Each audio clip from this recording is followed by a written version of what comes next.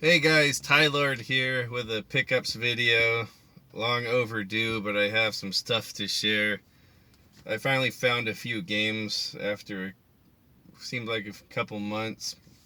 And I found a lot of great movies, and I have a package from my buddy Retro Tiburon. So I'll try to go through these fast because I don't have much space on my phone. Um, I've been collecting the horror. I've been collecting the horror movies quite a bit recently, and a couple I didn't have in my collection right here. Tales from the Crypt, Bordello of Blood, and it's been so long since I've seen that. If I watch it again, it'll be like watching it for the first time. Dennis Miller's in there. Erica, this gal here. So I couldn't say anything about that. It's been so long. And then some of these Masters of Horror, this two-film set. One of a Stuart Gordon film, Dreams in the Witch House, which I think it's a H.P. Lovecraft short story, a film adaptation by Stuart Gordon, who also did Dagon, which was a H.P. Lovecraft adaptation. And then John Carpenter's Cigarette Burns. I hear that's a highly regarded John Carpenter movie. So I got those two. Goodwill for $1. I got Weird Science. I didn't have that in my collection, so I had to pick that up. Funny old movie. $1 at a yard sale down the street from me. I found The Living Daylights on VHS. It's sealed. And I collect Bond movies, and this is one of my favorite Bond movies. This is the first one I saw at the theater when I was a kid in 1987. So I really love this movie. I already had it on VHS, but this is a nice sealed copy I'll have for my collection. Another nice find for $1, sealed Monty Python and the Holy Grail Anniversary, 40th Anniversary Blu-ray edition for $1. Funny movie. Another funny one from my I used to watch this when I was younger. This has quite a bit of special features here. It says Lego Knights, the Knights of the Round Table in Lego. That's a special feature. How to use your coconuts, an educational film. All right. Oh, here's a good one. I usually don't spend this much on a single DVD, but I had to get this. It's the Demonic Toys collection / Dollman triple feature. All these Charles Band movies. I love these. If you haven't seen these, check them out on Tubi. Demonic Toys, and then there's Dollman, and then Dollman versus Demonic Toys. The best cinematic universe mashup ever in the history of cinema. If you don't know about it, Demonic Toys is about this warehouse. It has these toys packed up in there, and they come alive and they're demonic. There's like a couple of cops that are trying to bust some criminals, and they chase them into this warehouse, and it ends up there's these demonic toys in there, and these demonic toys are killing everyone. And then Dollman has old what's his name, Tim Thomerson from the Trancers series, and he kind of plays the same type of character from Trancers. He's like a cop. It starts off kind of like a noir sci-fi, and he's a cop trying to track down this bad guy, and he ends up chasing him in his little spaceship, kind of like a flying car spaceship thing, and he ends up going into another dimensions, or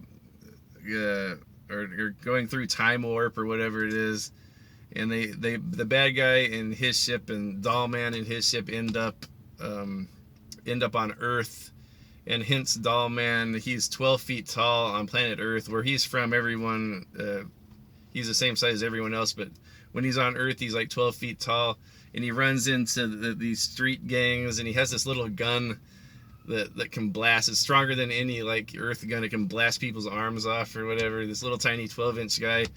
So he's tracking down the bad guy, and then like the street gang ends up having he ends up battling the street gang, and it's led by Jackie Earl Haley, the guy that plays Freddy Krueger now.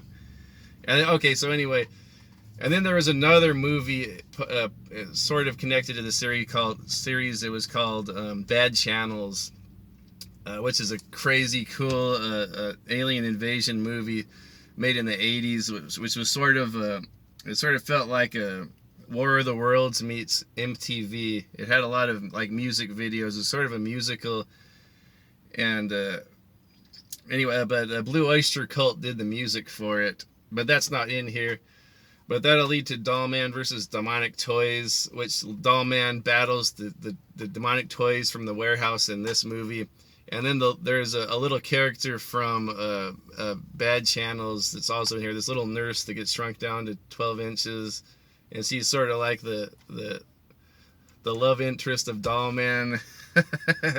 Man, great stuff. All Charles Band produced. And Dollman's actually directed by Albert Pyun. He's one of my favorite directors. What do you call it? Yeah, check these out though. Albert Pyun did Cyborg and a lot of these kung fu movies I like. Okay, let's get through these. Here's one back in my zombie movie hunting days that I enjoyed. I found it at Rasputin's Hood of the Living Dead. This is back when zombie movies weren't all over the place like now. Like I had to hunt for them and look for them and try to find all these crappy movies and pretend like they were gold because I was so hungry for zombie movies, as zombies are hungry for human flesh. But now like man, there's just too much of it now, and I'm not interested anymore. And then John Carpenter's Vampires with James Woods. I didn't have that one. I think I got a bunch of these 3 for $10, yeah. And then Last House on the Left, the original, didn't have that one. And then I already have these, but I can't pass these up. One of my favorite series of all time, and I love these 2 movies. Jaws 3, Jaws the Revenge. I got another copy of each of those. Jaws 4, one of the most underrated movies in history. I love Jaws the Revenge. Jaws 3 is okay too. Not as good as 4, but it's a fun movie. Like one of my favorite guilty pleasure movies is Jaws 3. So that's about it for the movies. I gotta share my my package from my buddy Mario over from the Retro Wave podcast, and the Retro T-Brone he's known as, and he's also in Mr. Tight White's DVDs Nuts and Popcorn podcast or Streamcast or whatever it is with me and Zomberry and Tight White. Anyway, he sent me a lot of great stuff right here out of the kindness of his heart. So I haven't seen any of these, and he sent them to me. I'm looking forward to diving into this series after the first one, of course. The Psycho series, Psycho 2, 3, and 4. All of them look like they have Anthony Perkins in it, which is crazy. I didn't even realize he made sequels to that old Alfred Hitchcock classic. So got those. Excellent movie. I didn't have it on Blu-ray, but I had this on DVD. Loved this movie with one of my favorite action movie stars who's only been in a couple of movies. Rowdy Roddy Piper. Hell Comes to Frogtown. Post-apocalyptic cheese fest. Funny effects. I love this movie.